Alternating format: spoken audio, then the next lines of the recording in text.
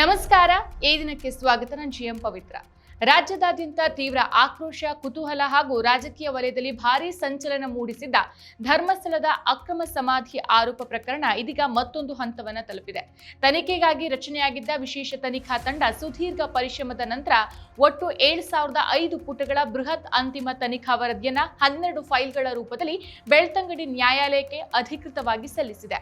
ಈ ಹಿಂದೆ November 20, 2025ರಂದು SIT ಸಲ್ಲಿಸಿದ 3,923 ಪುಟಗಳ ವರದಿಯನ್ನ ಒಪ್ಪೋಕೆ ನಿರಾಕರಿಸಿದಂತ ಹೆಚ್ಚುವರಿ ಸಿವಿಲ್ ನ್ಯಾಯಾಧೀಶರಾದ ಶಶಾಂಕ್ ನಾಗೇಂದ್ರ ಭಟ್ ಅವರು ಸಂಪೂರ್ಣ ತನಿಖೆಯ ಅಂತಿಮ ವರದಿ ನೀಡುವಂತೆ ಕಟ್ಟುನಿಟ್ಟಿನ ಆದೇಶ ಮಾಡಿದ್ರು.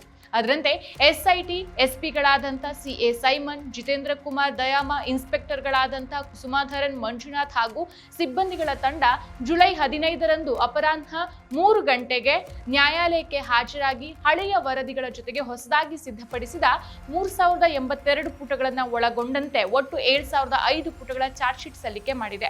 ಈ ವರದಿಯ ಜೊತೆಗೆ ತನಿಖೆಯ ದೃಶ್ಯಾವಳಿಗಳನ್ನು ಒಳಗೊಂಡ 4 TB ಸಾಮರ್ಥ್ಯದ ಹಾರ್ಡ್ ಡಿಸ್ಕ್, ಒಟ್ಟು 255 ಸಾಕ್ಷಿಗಳ ಹೇಳಿಕೆಗಳು ಹಾಗೂ ಅತ್ಯಂತ ಪ್ರಮುಖವಾದ ವಿಧಿವಿಜ್ಞಾನ ಪ್ರಯೋಗಾಲಯದ ವರದಿಗಳನ್ನು ಒಪ್ಪಿಸಲಾಗಿದೆ. ಇನ್ನು ವರದಿ ಸಲ್ಲಿಕೆಯ ವೇಳೆ ಎಸ್ಐಟಿ ಅಧಿಕಾರಿಗಳು ತನಿಖಾ ಸ್ಥಳಗಳಿಂದ ವಶಪಡಿಸಿಕೊಂಡಿದ್ದ ಮಾನವ ಬುರುಡೆ, ಅಸ್ಥಿಪಂಜರದ ಅವಶೇಷಗಳು ಹಾಗೂ FSLಗೆ ಕಳುಹಿಸಿ ವಾಪಸ್ ಪಡೆದಿದ್ದ ಎಲ್ಲಾ ಭೌತಿಕ ದಾಖಲೆಗಳನ್ನು ನ್ಯಾಯಾಲಯಕ್ಕೆ ಹಾಜರುಪಡಿಸಿದ್ದಾರೆ. ಇದೇ ಸಂದರ್ಭದಲ್ಲಿ ಪ್ರಕರಣದ ಪ್ರಮುಖ ಆರೋಪಿ ಸಿಎನ್ ಚಿನ್ನಯ್ಯ ತನ್ನ ಪತ್ನಿಯ ಜೊತೆಗೆ ನ್ಯಾಯಾಲಯದ ಆವರಣದಲ್ಲಿ ಕಾಣಿಸಿಕೊಂಡು ವಿಚಾರಣೆ ಎದುರಿಸಿದ್ದು, ನ್ಯಾಯಾಲಯ ಮುಂದಿನ ವಿಚಾರಣೆಯನ್ನು ಆಗಸ್ಟ್ 29ಕ್ಕೆ ಮುಂದೂಡಿದೆ. ಈ ಇಡೀ ಪ್ರಕರಣದ ಮೂಲ ಜುಲೈ 2025ರಲ್ಲಿ ಶುರುವಾಯಿತು. ಧರ್ಮಸ್ಥಳ ಗ್ರಾಮ ಪಂಚಾಯಿತಿಯ ಮಾಜಿ ನೈರ್ಮಲ್ಯ ಕಾರ್ಮಿಕನಾಗಿದ್ದ ಚಿನ್ನಯ್ಯ ವಕೀಲರಾದ ಓಜಸ್ವಿ ಗೌಡ ಹಾಗೂ ಸಚಿನ್ ಎಸ್ ದೇಶಪಾಂಡೆ ಅವರ ಮೂಲಕ ಬಹಿರಂಗ ಪತ್ರವನ್ನ ಬರೆದಿದ್ದ. 1995ರಿಂದ 2014ರ ನಡುವೆ ಧರ್ಮಸ್ಥಳದ ಸುತ್ತಮುತ್ತಲ ಕಾಡುಗಳು ಹಾಗೂ ನೇತ್ರಾವತಿ ನದಿಯ ದಂಡೆಯ ಉದ್ದಕ್ಕೂ 100ಕ್ಕೂ ಹೆಚ್ಚು ಅತ್ಯಾಚಾರಕ್ಕೊಳಗಾದ ಮಹಿಳೆಯರು ಮತ್ತು ಮಕ್ಕಳ ಶವಗಳನ್ನ ಅಕ್ರಮವಾಗಿ ಸಮಾಧಿ ಮಾಡೋಕೆ ನನಗೆ ಧರ್ಮಸ್ಥಳ ಕ್ಷೇತ್ರದ ಪ್ರಭಾವಿಗಳು ಆದೇಶಿಸಿದ್ರು ಅಂತ ಗಂಭೀರ ಆರೋಪ ಮಾಡಿದ್ದ. ಇಡೀ ನಾಡಿನಲ್ಲಿ ಇದು ತಲ್ಲಣ ಸೃಷ್ಟಿಸಿದಾಗ ಆಗಿದ್ದ ಮುಖ್ಯಮಂತ್ರಿ ಸಿದ್ದರಾಮಯ್ಯನವರ ನೇತೃತ್ವದ ಸರ್ಕಾರ ಸತ್ಯಾಸತ್ಯತೆಯನ್ನ ಪತ್ತೆ ಮಾಡೋಕೆ ಪ್ರಣಬ್ ಮೊಹಂತಿ ನೇತೃತ್ವದಲ್ಲಿ ಉನ್ನತ ಮಟ್ಟದ ಎಸ್ಐಟಿ ತಂಡವನ್ನ ರಚನೆ ಮಾಡಿತ್ತು.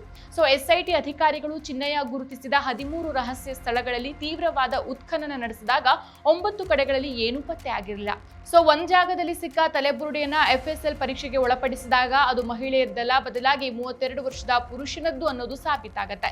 ನಂತರ ಸ್ಪಾಟ್ ಅಲ್ಲಿ ಭೂಮಿಯ ಮೇಲ್ಮೈ ಮೇಲೆನೆ ಹಲವು ಬುರುಡೆ ಹಾಗೂ ಅಸ್ಥಿಪಂಜರದ ಅವಶೇಷಗಳು ಪತ್ತೆಯಾಗಿತ್ತು. ನಂತರ ಎಸ್ಐಟಿ ಚಿನ್ನಯ್ಯನನ್ನ ಬಂಧಿಸಿ ಶಿವಮೊಗ್ಗ ಕಾರಾಗೃಹಕ್ಕೆ ರವಾನಿಸಿತ್ತು. ಇದೀಗ ಸಲ್ಲಿಕೆಯಾಗಿರುವ 7,005 ಪುಟಗಳ ಈ ವರದಿ ಆ ಪ್ರಮುಖರ ಕರಾಳ ಮುಖವನ್ನ ಸಂಪೂರ್ಣವಾಗಿ ಅನಾವರಣಗೊಳಿಸಲಿದ್ದು, ಮುಂಬರುವ ಆಗಸ್ಟ್ 29ರ ನ್ಯಾಯಾಲಯದ ವಿಚಾರಣೆ ಹಲವರ ಭವಿಷ್ಯವನ್ನ ನಿರ್ಧರಿಸಲಿದೆ. ಮತ್ತಷ್ಟು ವಿಶೇಷ ವಿಡಿಯೋಗಳನ್ನು ನೋಡಲು ಮತ್ತು ಹೊಸ ವಿಡಿಯೋಗಳ ಬಗ್ಗೆ ತಿಳಿಯಲು ಈ ದಿನ .com ಯೂಟ್ಯೂಬ್ ಚಾನೆಲ್ ಸಬ್ಸ್ಕ್ರೈಬ್ ಮಾಡಿ ಮತ್ತು ಬೆಲ್ ಐಕಾನ್ ಕ್ಲಿಕ್ ಮಾಡಿ.